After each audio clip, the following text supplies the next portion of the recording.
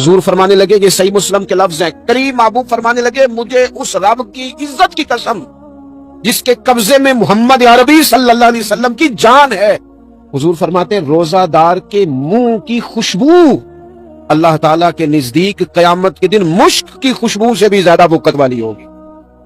اس کے منہ سے جو خوشبو آتی ہے قیامت میں مشک پیچھے رہ جائے گا، اور رب کی بارگاہ صرف روزہ دار کے منہ سے، اگر تیرے منہ کی خوشبو رب کو اتنی پسند ہے تو تجھے بھی تو اپنے منصب کا خیال ہوتا ہے کہ میں نے روزہ رکھا ہوا ہے، میں روزہ دار ہوں۔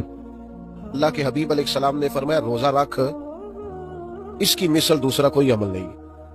روزہ اتنا بڑا عمل ہے انسان کو نفع دینے والا، مسلمان کو فائدہ پہنچانے والا، کہ اس جیسا دوسرا کوئی عمل یہ حدیث میں حضور علیہ السلام نے بیان کیا۔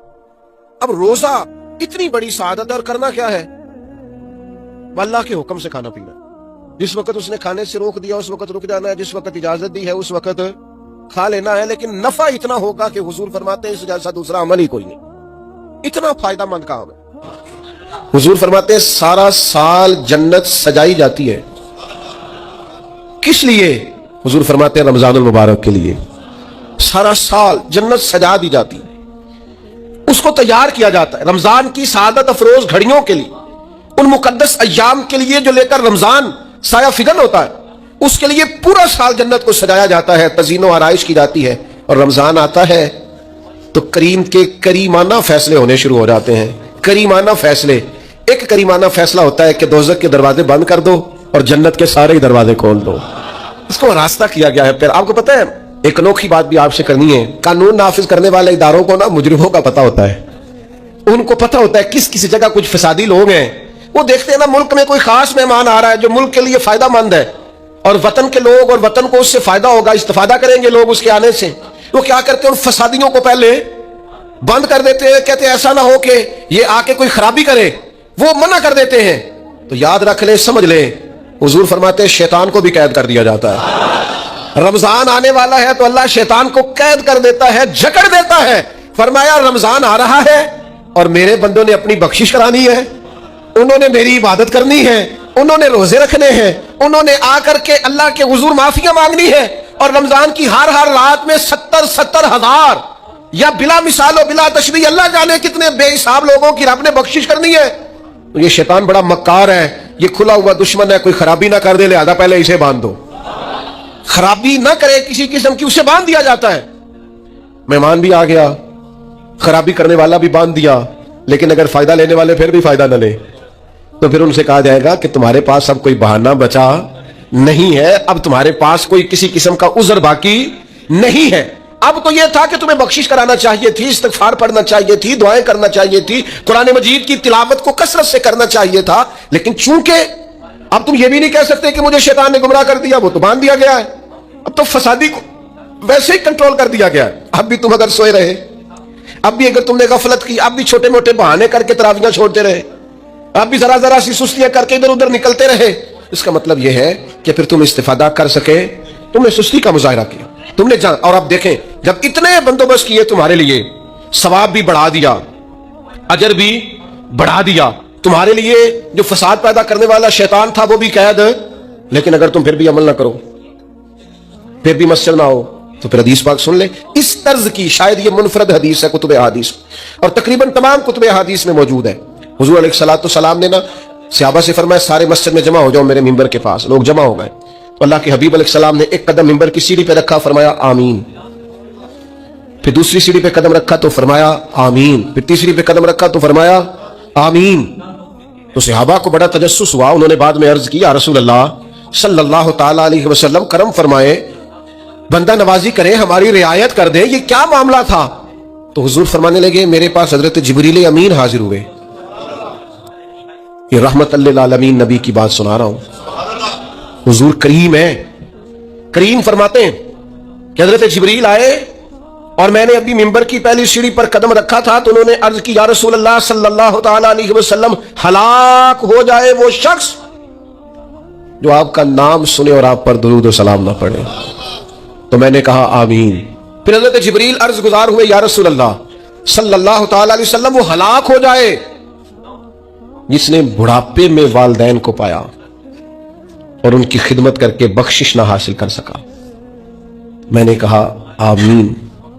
और करीम फरमाने लगे, फिर हजरत जिब्रील ने अर्ज की, या रसूल अल्लाह, हलाक हो जाए वो शख्स जिसको जिंदगी में रमजान मिला, जिसको इस माह नूर सुरूर शहर रमजान अल्लज़ी उन्ज़िला फ़ीहिल कुरान, रमजान का वो महीना जिसमें हमने कुरान नाजिल किया, जिसको माह मुबारक, माह नूर सुरूर, माह तैयब, माह मुबारक रमजान मिला, फिर वो अपनी बख्शिश ना करा सका, वो हलाक हो जाए।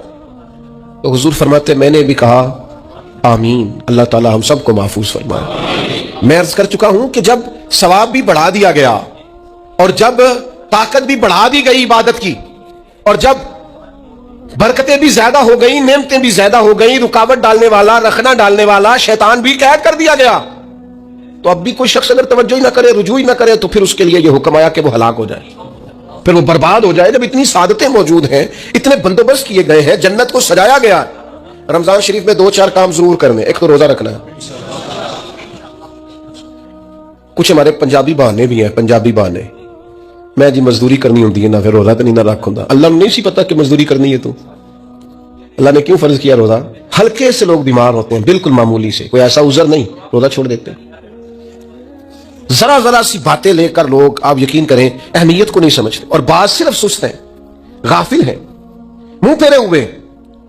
अगर ये एक हदीस समझ में आ जाए ना, तरगीब व तरहीब में और दीगर कुतुब हदीस में भी मौजूद है, हुजूर ने फरमाया, जिसने रमजान का एक रोजा छोड़ दिया, जिंदगी भर भी रोजे रखे, वो फजीलत नहीं पा सकता जो रमजान का रोजा से फजीलत उसे मिल गई। इतनी बड़ी बात है, आप इसको समझ लें, इतने सआदत अफरोज रोजे रमजान के। तो कोशिश करें, अपने आप को मैनेज करें, मेंटेन करें चीजों को, अपनी सेहत का ख्याल करें। मैं तो दोस्तों से कहा करता हूं, रमजान से पहले जो अय्याम है, पहले से बढ़कर अपनी तबीयत का ख्याल रखें, ताकि रमजान में कोई किसी किस्म की तबीयत में भी कमजोरी पैदा ना हो, और सही सेहतमंदी के साथ इंसान रमजान शरीफ के रोजे गुजार सके। दूसरी बात है, रमजान में खूब कुरान मजीद पढ़ना। शहर रमजान अल्लज़ी उन्ज़िला फ़ीहिल कुरान, रमजान ही का तो वो महीना जिसमें कुरान नाजिल किया गया। नबी करीम सल्लल्लाहु तआला अलैहि वसल्लम रमजान अल मुबारक में हजरत जिब्रील अमीन अलैहिस्सलाम के साथ कुरान मजीद का दौर फरमाया करते। हुजूर हजरत जिब्रील को पारा सुनाते और जनाब जिब्रील नबी करीम अलैहिस्सलाम को सुना। ये दौर होता है कुरान मजीद का। अल्लाह ने कितनी ज्यादा तौफीक दी है, हर मस्जिद में तरावी में कुरान पढ़ा जाता है। थोड़ी हिम्मत करें, थोड़ी कोशिश करें। हमारे बुजुर्ग फरमाया करते थे, एक पारा घर में पढ़ा करो कुरान मजीद का, ताकि तुम्हें देख के बच्चे भी पढ़े, और एक पारा मस्जिद में तिलावत किया करो, और एक रात को तरावी में 3 पारे रोज कुरान मजीद के हो जाएंगे, तो इंशाअल्लाह ताला रमजान खत्म होगा तो 3 कुरान पाक भी खत्म हो जाएंगे। ये इरादा करें, ये प्रोग्राम बना, खूब कुरान मजीद से दिलचस्पी पैदा करें। तीसरा काम रमजान में जो करने वाला है वो है कसरत से इस्तिगफार। कुछ गलतियां ना हम करना नहीं चाहते, हमसे हो जाती हैं। कुछ गलतियां ऐसी हैं जो हम बड़ी बड़ी कर चुके हैं, लेकिन हमें याद ही नहीं, भूल गए। कुछ खताएं हमसे ऐसी सरजद होती हैं जो लाशऊरी में हो जाती, हमें समझ नहीं होती कि यह खता है और इतनी बड़ी है।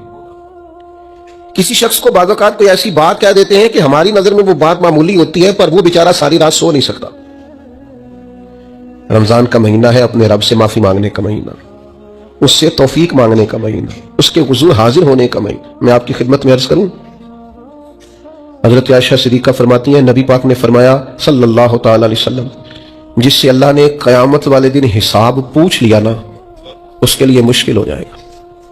हिसाब भाई यसीरा ये है कि वो मेहरबानी फरमाए, और फैसला जब करे तो करे ही दरगुजर वाला, फरमाए जा तुझे माफ किया। रमजान का खास महीना है, सहरी में भी दुआ कबूल होती है, इफ्तार में भी दुआ कबूल होती है, सुबह से लेके इफ्तारी तक बंदा हर वक्त इबादत में होता है। तरावी के बाद भी दुआएं मांगे तो वक्त कबूलियत का है।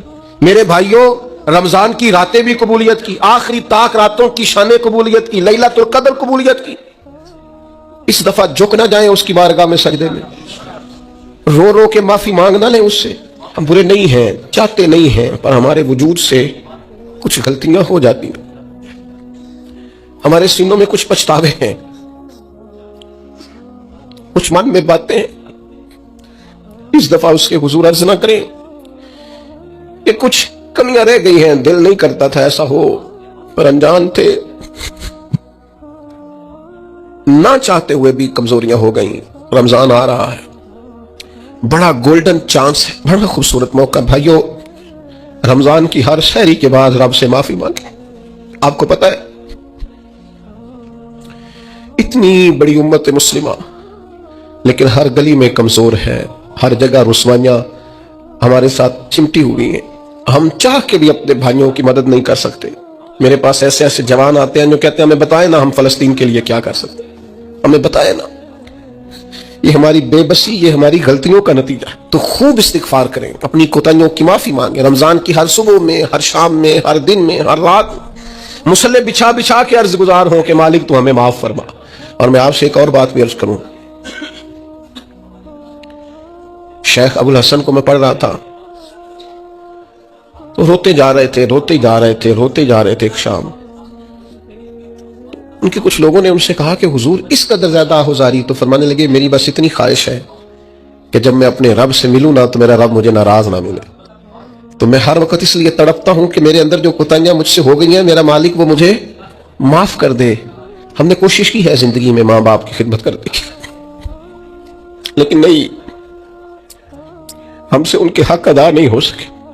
کوشش کی ہے بہن بھائیوں پر توجہ دینے کی، لیکن حق ادا نہیں ہو سکے۔ چاہیے تھا اولاد کی تربیت بڑی شاندار کرتے، لیکن سہولتیں کچھ زیادہ دے بیٹھے، لاڈ پیار کچھ زیادہ کر سکے، ان کی تربیت کا بھی صحیح حق ادا اللہ نے عزتیں زیادہ دی تھی، جواب میں ہماری خدمتیں تھوڑی ہیں۔ ہم اپنے رب کی بارگاہ کی حاضریوں کے بھی حق ادا نہیں کر سکے، اس نے ہمیں نوازا زیادہ ہے، ہمارا شکر کم ہے، ہم اس کا حق ادا کرنے کا کام یہ ہے۔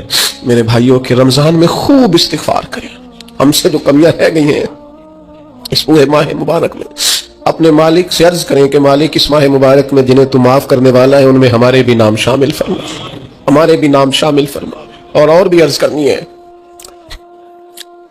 ان کے لیے بھی دعائیں کرنی ہے رمضان میں جو ہم سے بچھڑ گئے، جو مٹی تلے جا کے آرام فرما ہو گئے۔ یہ رمضان المبارک چونکہ بخشش مانگنے کا مہینہ ہے، اللہ کے حضور معافی مانگے ان کے لیے بھی، ہمارے اپنوں کے لیے، ماں باپ کے لیے، عزیز و اقربا کے لیے، کہ اللہ کریم ان کی قبروں کو بھی ٹھنڈا کرے، ان کے حال پہ بھی رحمت کی نظر کرے، ان کے لیے بھی مالک آسانیاں کرے۔ خوب دعائیں مانگے رمضان میں، خوب دعا۔ اور جو محتاج ہیں، جو تنگ دست ہیں، جو غریب ہیں، جن کو زمانہ گزر گیا ہے، دوستوں کو، احباب کو، مخیر حضرات کو متوجہ کرتے ہوئے وہ بھی تھوڑی توجہ کریں۔ اس سال رمضان کے ماہ مبارک میں دنیا داروں کو چھوڑ کے رب کی طرف متوجہ نہ ہو، اس کریم کی بارگاہ میں اپنی ساری تکلیفیں بیان نہ کرے۔ بیمار بھی آئیں، مقروض بھی آئیں، تنگ دست بھی آئیں، بے اولاد بھی آئیں، کمزور بھی آئیں، سارے جھکیں، روزہ رکھ کے، تراویح پڑھ کے، قرآن پڑھ کے، اپنے سارے دکھ اپنے مالک کے حضور بیان کر کے اس ماہ مبارک کی ہر رات میں اس سے بخشش کا سوال کریں، رحمت کا سوال کریں، کرم کا سوال کریں۔ وہ بڑا ہی کریم ہے۔ حضور فرماتے ہیں، رب کہتا ہے مجھے حیا آتی ہے میرا بندہ ہاتھ اٹھائے اور میں اس کے ہاتھ خالی واپس کروں، بس آنے کی دیر ہے۔ اور ایک مقام پہ اللہ کے حبیب علیہ السلام نے فرمایا بندہ جب اعتراف گناہ کر کے معافی مانگتا ہے اللہ فوراً ہی اسے معاف فرما دیا کر۔ چوتھا کام جو اس ماہ مبارک میں بہت زیادہ کرنا ہے وہ یہ ہے کہ حضور نے فرمایا یہ صبر کا مہینہ ہے، صبر بہت کرنا ہے۔ ایک تو صبر ہوتا ہے نا مصیبت پہ صبر،